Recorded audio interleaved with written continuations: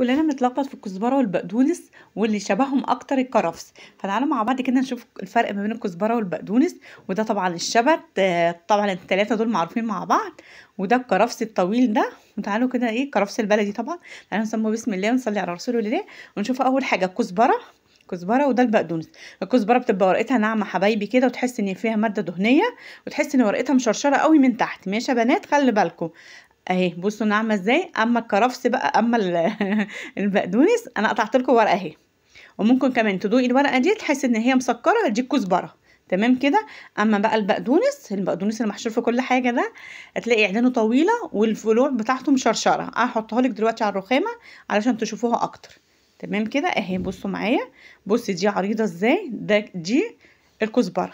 اما البقدونس بصي فروعه طويله شويه ومفرع كده، والعيدان بتاعته بتبقى طويله اطول من الكزبره. والكزبره بتحس ان هي فيها ايه، ماده دهنيه بتلمع قوي. تمام كده حبايبي اهو. دي الكزبره اهي. بصوا تحس ان هي تحس ان هي فيها زيت، فيها سمنه.